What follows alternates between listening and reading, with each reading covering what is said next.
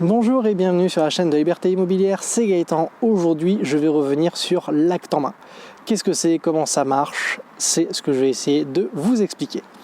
Alors, vous n'êtes pas sans le savoir, quand vous signez un bien chez le notaire, il va y avoir des frais de notaire. Très originalement. Alors, ce n'est pas le notaire qui va vraiment prendre cet argent-là, il n'est pas payé uniquement avec cet argent-là. La majorité des frais vont à l'État. Donc, ne vous dites pas, mon Dieu, c'est énorme, il va prendre 8% de la vente. C'est pas vrai, l'État va en prendre au moins 5%. Donc, ne vous dites pas qu'ils sont richissimes, c'est pas forcément vrai. Alors, il est derrière de coutume que quand vous achetez un bien, c'est l'acheteur justement qui va payer ses frais de notaire. Ce n'est pas une obligation, c'est juste que c'est rentré dans les mœurs, c'est devenu comme ça. C'est quand on achète un bien, c'est le locataire qui va payer ces frais-là.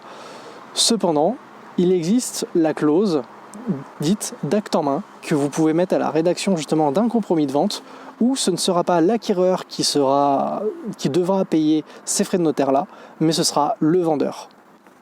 Alors, quel intérêt le vendeur pourrait-il avoir à payer ces frais de notaire?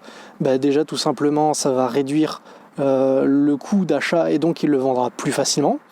Et derrière aussi ça peut être une monnaie d'échange, on pourrait dire, parce que tout simplement les banques n'ont pas forcément envie de financer des frais de notaire, et vous, si vous justifiez le fait que vous n'avez pas de frais de notaire puisque c'est une vente acte en main, ça vous n'êtes pas obligé de le dire, vous n'êtes pas tenu de le dire, vous pourrez vous faire financer le prix intégral de la vente, quitte à ce que le vendeur répercute les frais de notaire dans le prix de vente. Derrière ça, il peut faire ce qu'il veut, vous pouvez signer le compromis comme vous l'entendez, c'est à vous de voir entre vous et lui et avec l'agence immobilière ou le notaire suivant chez qui vous allez signer.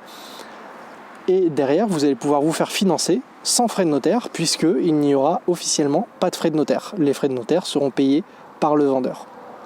Alors par contre, il peut être assez compliqué aujourd'hui de se faire financer les frais de notaire par le vendeur. Comme je vous l'ai dit, tout simplement parce que c'est rentré dans la conscience collective que c'est l'acheteur qui doit payer ces frais-là. Et donc, très peu de personnes acceptent de le faire dans l'autre sens. Et même les agences immobilières, en général, ne savent pas faire et refusent de le faire tout simplement. Donc, si vous voulez le faire, il va falloir en général négocier assez dur, voire même quitte à passer par un notaire qui, lui, sera capable de le faire. Et surtout voudra bien le faire tout simplement parce qu'en général, il sera payé pour le faire.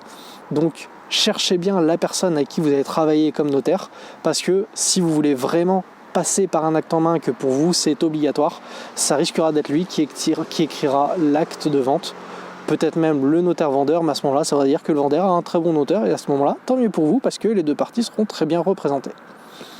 J'espère que cette vidéo vous aura plu, si c'est le cas n'hésitez pas à laisser un pouce bleu, un commentaire si vous avez une question ou un terme que vous voulez que j'explique, et puis moi je vous dis à très vite dans une prochaine vidéo. Allez, à ciao.